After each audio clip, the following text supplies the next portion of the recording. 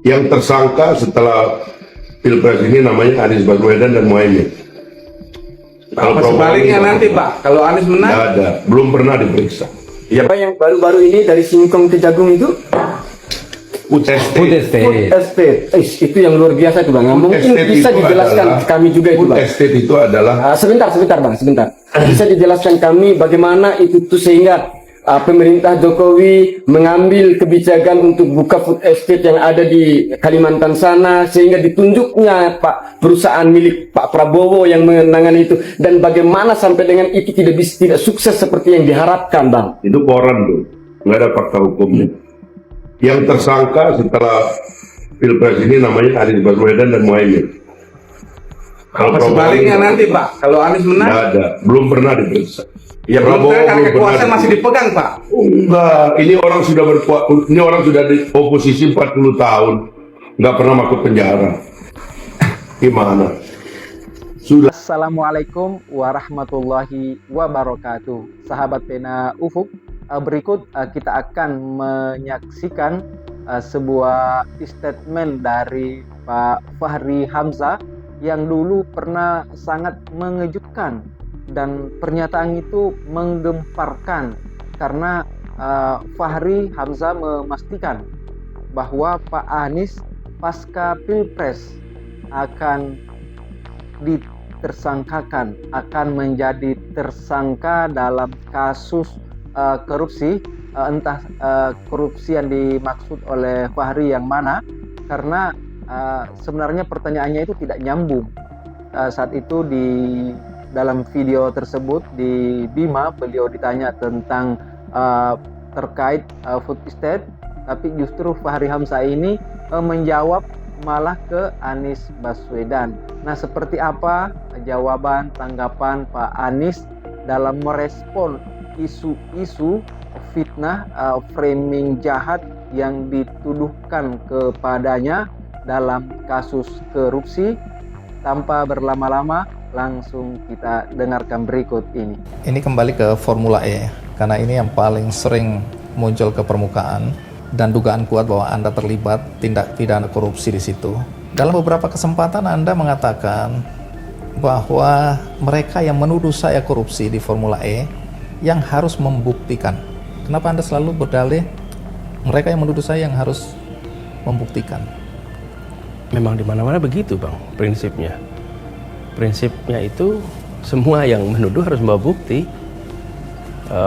Itu tanggung jawab yang memberikan tuduhan. Dan memang itu harus dibawa.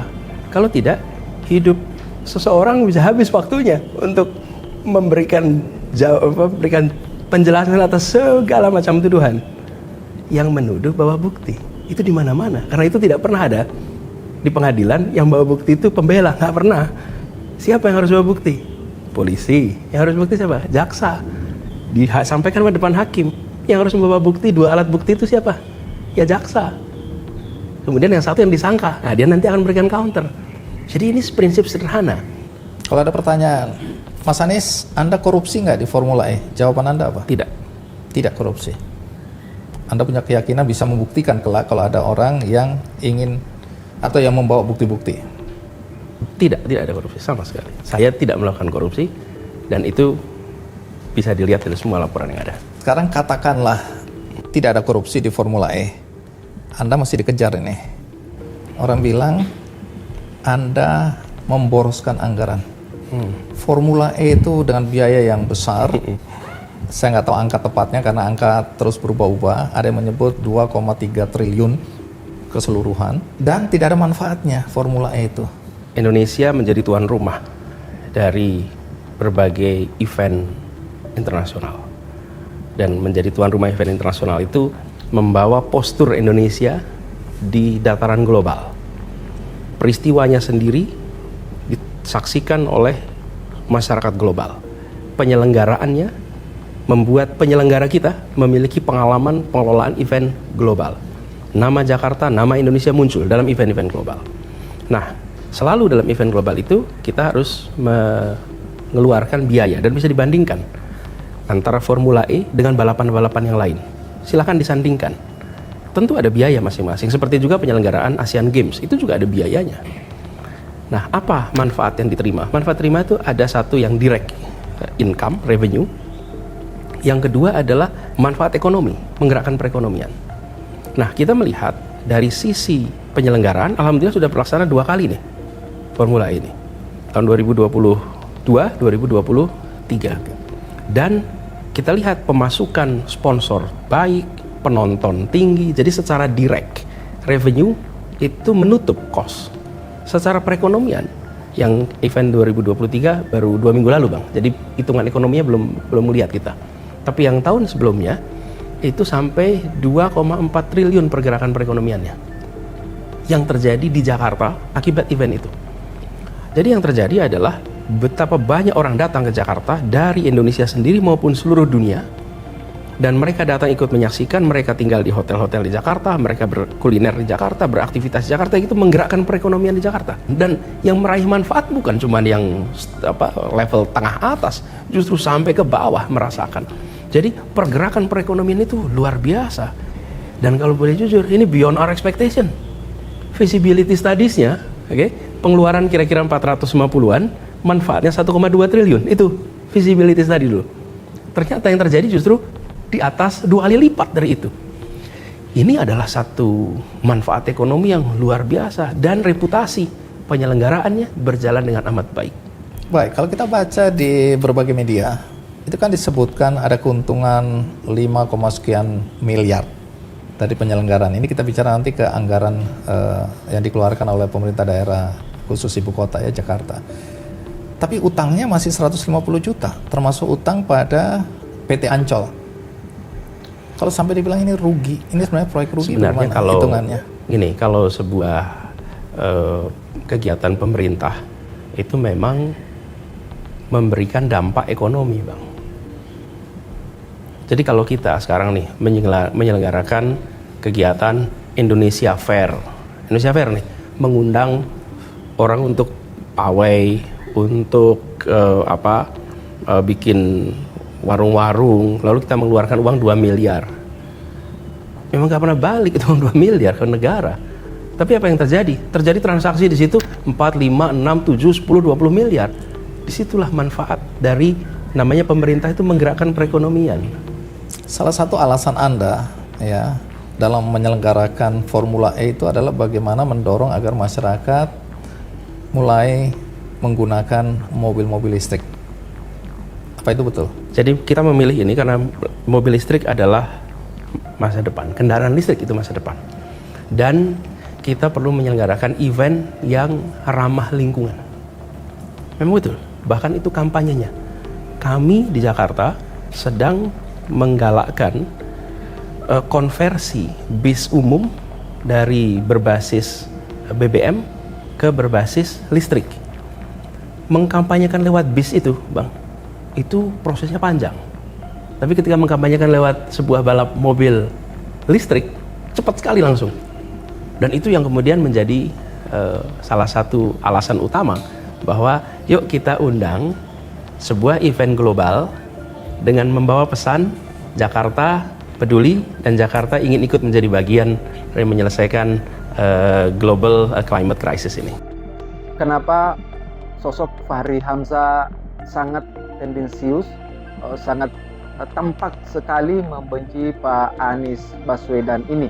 Dan sebelumnya kalau kita merujuk, melihat kembali sebelum Fahri Hamzah ini berubah seperti sekarang, sangat vokal dan kritisnya sangat tajam kepada pemerintahan Pak Jokowi kala itu. Dan dengan mudah dilacak pernyataan-pernyataan Fahri saat itu. Bahkan di dalam sebuah kesempatan Fahri mengatakan bahwa sejahiliyah pemerintah ya sekarang ini, itu maksudnya adalah pemerintahan Pak Jokowi. Namun setelah itu ya, khususnya setelah mendapat penghargaan dari istana, makan durian di Medan, tiba-tiba sikap Fahri Hamzah ini berubah total.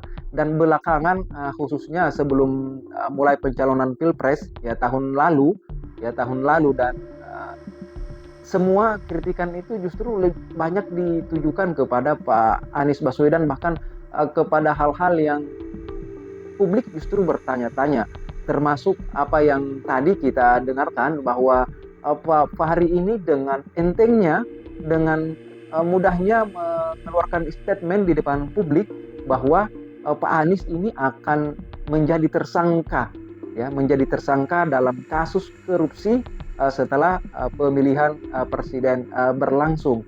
Entah apa yang terjadi dengan Pak Fahri Hamzah ini, sepertinya tidak kita saja orang awam ini yang mengikuti rekam jejak beliau, yang terus membaca info-info banyak hal yang bersangkut paut dengan sosok Anies Baswedan di dalam pemerintahan itu, ya sungguh sangat yakin bahwa sosok Pak Anies Baswedan ini adalah salah satu tokoh figur yang pernah duduk di jabatan publik, baik sebagai Menteri Pendidikan ataupun Gubernur Jakarta, sangat bersih sekali dari kasus-kasus korupsi.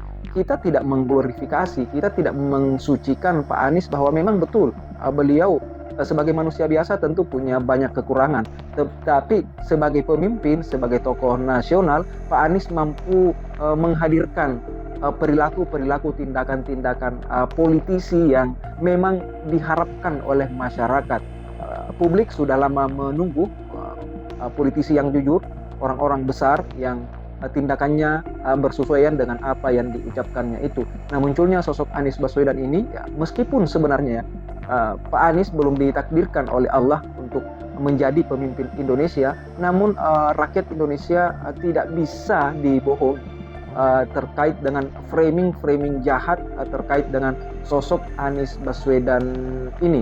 Ya, tidak bisa di framing karena dengan mudah orang melacak bagaimana rekam jejak beliau, kejujuran beliau, bagaimana beliau menjaga integritas dalam sebuah kesempatan. Ya, misalnya beliau ingin disuap, ya, untuk menandatangani sebuah proyek raksasa.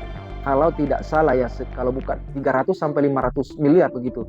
Tapi dengan tegas Pak Anies menjawab, otoritas ini tidak untuk dirupiahkan, otoritas ini tidak untuk diperjualbelikan. Otoritas ini adalah dari rakyat dan hanya bisa dipergunakan untuk kembali kepada kepentingan rakyat. Itulah sosok Pak Anies Baswedan. Dan tadi juga kita sudah mendengarkan klarifikasi ketika Pak Anies diwawancarai bersama Kik Endi, dan semua itu tuduhan-tuduhan tidak punya bukti sampai saat ini. Ya, meskipun dalam pernyataan juga mengejutkan Pak Hasto di podcast Akbar Faisal bersama Ibu Koni saat itu, ya, Pak Hasto membongkar bahwa memang ada orang-orang, ya, bahasa Pak Hasto seorang berpengaruh, orang besar yang ingin Pak Anies ini dijadikan tersangka dalam kasus korupsi. Nah, itu Pak Hasto memberikan bocoran dalam perbincangannya di podcast Akbar Faisal bersama Ibu Koni. Nah, ini kan jika melihat ini rentetannya apa yang disampaikan oleh Pak Fahri Hamzah, ya ini memang sebuah desain yang ingin meruntuhkan wibawa, yang ingin merusak nama baik Pak Anies, sehingga beberapa tahun ini di framing khususnya dalam kasus korupsi Formula E. Dan apa yang disampaikan oleh Pak Anies di depan Kik Endi, mereka yang menuduh, ya, harus membuktikan itu. Ya, apa buktinya? Nah, kalau memang tidak ada bukti sedikit pun, batalkan dugaan itu. Begitulah mereka menggiring, seharusnya, ya, begitulah mereka menggiring opini, framing jahat kepada Pak Anies Baswedan. Nah, seharusnya mereka yang menuduh ini punya bukti nggak? Alhamdulillah Pak Anies sudah pernah dipanggil oleh KPK dan semua itu tidak ada keterlibatan sedikit pun. Sekali lagi, kita tidak mengglorifikasi, kita tidak mengkultuskan sosok Anies Baswedan, namun saya pribadi sangat bangga sekali punya sosok tokoh, melihat beliau sangat dengan intelektual yang sangat tinggi, dengan skill yang paket komplit dan mampu menjaga integritasnya. Sekian, terima kasih.